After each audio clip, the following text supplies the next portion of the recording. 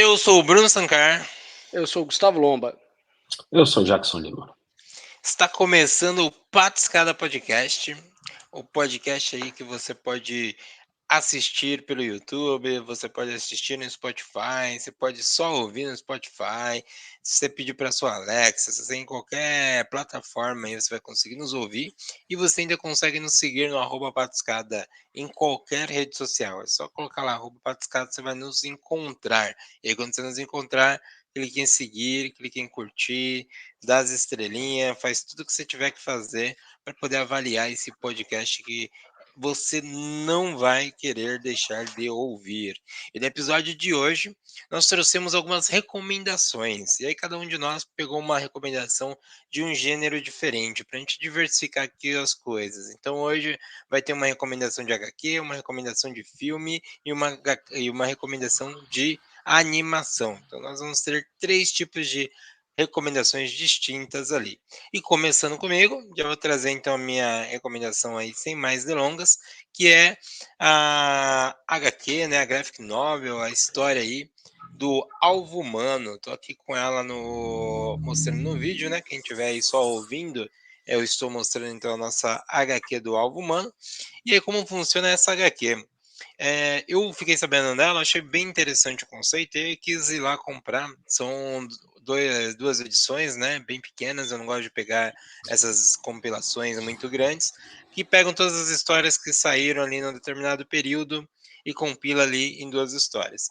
Qual que é a ideia aqui? Você tem esse personagem que ele é o alvo humano, ele se veste ali como qualquer pessoa, ele consegue se disfarçar para morrer no lugar das outras pessoas, né? Para levar o tiro no lugar das pessoas. Então a ideia é que ele seja o alvo no seu lugar.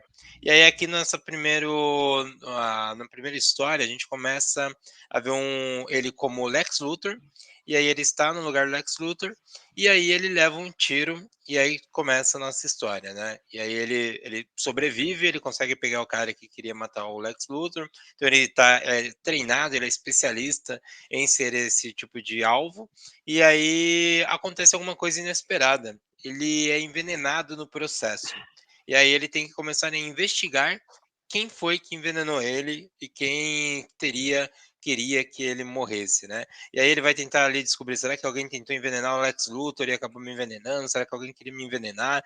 Então ele começa toda a história ali atrás de descobrir isso. Então basicamente a história é essa, né? Esse é o plot da história. Quando a gente vai ler o resumo da história, esse é o resumo. Então aqui não temos spoilers, esse é como começa a história. E aí depois disso vai o desenvolvimento e você vai acompanhar nesses poucos dias de vida o que ele vai fazer. E aí, será que ele sobrevive? Será que ele não sobrevive? Será que ele pega o vilão ou não? E é muito legal porque a gente tem várias aparições especiais de personagens da Liga da Justiça clássica, né, que aparecem aqui e ali, que são citados. Então é bem legal e tem algumas repercussões bem grandes. E o interessante, por ser uma história contida, eles não se importam muito se algum personagem for morrer, se alguma outra coisa da história for acontecer, porque eles querem desenvolver aquela história, né? Então isso foi algo que me chamou bastante atenção e eu gostei bastante ali. E ele acompanha ali principalmente personagens da Liga da Justiça Internacional, né? Então a gente vai ver vários nomes como suspeitos de ter cometido ali a tentativa de assassinato contra o alvo humano. Então fica aí a minha recomendação. Sensacional, Bruno. Já quero ler. Minha recomendação da semana é um filme baseado em fatos reais, que é o Eu, Tônia. Nesse filme, a gente acompanha a Tônia, que é uma patinadora de gelo, que ela patina no gelo, né? Ela não é feita de gelo, enfim, vocês entenderam? Que ela é uma patinadora olímpica, ou ela almeja pelo menos tornar uma patinadora olímpica. Só que o que acontece? Existe a sua parceira de treino que faz as coisas de uma maneira que o júri gosta um pouco mais, porque a personalidade da Tônia, e isso a gente vê no decorrer do filme que mostra a relação dela com outras pessoas, sua mãe, o seu marido, fizeram dela uma pessoa difícil de lidar. Ela é o que o estadunidense chamaria de white trash. Então ela é aquela branquela meio caipira, bocuda, tem arma em casa, briga, bate, e aí isso acaba refletindo no seu jeito de patinar, que ela é foda, sim, ela é a primeira mulher que consegue fazer um giro triplo lá, eles até explicam como é que é feito, eu não entendi muito bem, mas enfim, ela é a primeira que consegue fazer, então parabéns. E, tipo, só que o que acontece? Ela não usa música clássica na apresentação, ela começa a tocar muitos rocks estadunidenses, a roupa dela é extravagante, acaba não ornando muito, e isso faz com que o júri não goste muito dela.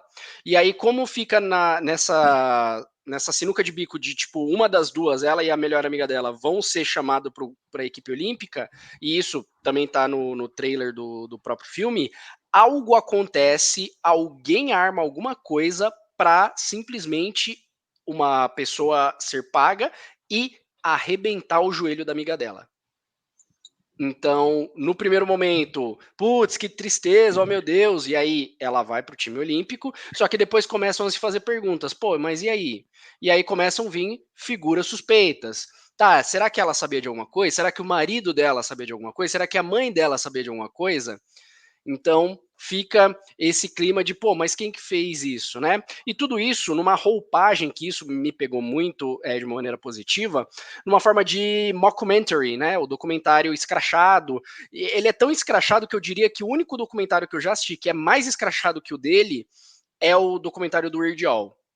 Mas aí também a gente tá falando do cara que, né, é o rei das paródias, tinha que fazer a paródia de documentário.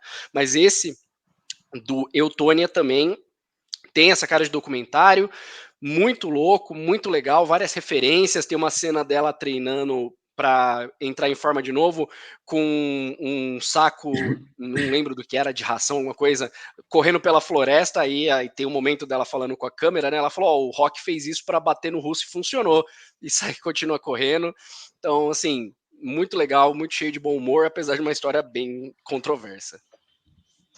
Caraca, quero ver também, achei maneiro.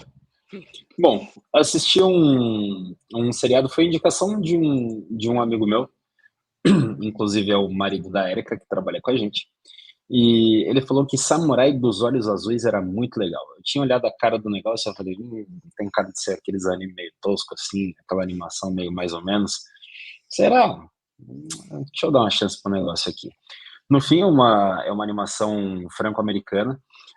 Quem anima realmente são os franceses, né, da Blue Spirit.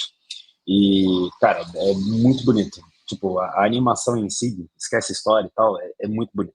Tipo, os caras mandaram muito, muito bem na animação. Mas a história é uma história de vingança, uma história de amargura, uma história de preconceito, né? O Samurai dos Olhos Azuis é uma mulher, na verdade, que sofre bastante preconceito, tanto por ser mestiça quanto por ser mulher, quanto por querer empunhar a espada, enfim, tem uma série de coisas que são colocadas ali no meio que vai dando uma embrulhadinha no estômago ali enquanto você está assistindo. Mas também é porradaria, e assim, com qualidade. Baita de um seriado, são muito mais episódios do que eu estava imaginando que eles teriam. Achei que ia ser bem curtinho ali, são 8 episódios. Já tem a segunda temporada confirmada, né, lá na Netflix mesmo. E no fim das contas, essa Samurai do Olho Azul, né, o Samurai do Olho Azul, quer se vingar de 4 homens brancos que ficaram ilegalmente dentro do Japão no período do fechamento das fronteiras na época do Shogunato Tokugawa. E, por coincidência, um desses 4 tinha que ser o pai dela. Então, tem ainda mais dentro dessa história aí. Acho que vale a pena não contar o resto e falar. Dá uma olhada que vai ser bacana. Isso aí, Samurai dos Olhos Azuis é uma série inacreditável. Faço aí, reforço a recomendação. Eu sou o Bruno Sancar. Eu sou o Gustavo Lomba. Eu sou o Jackson Lima.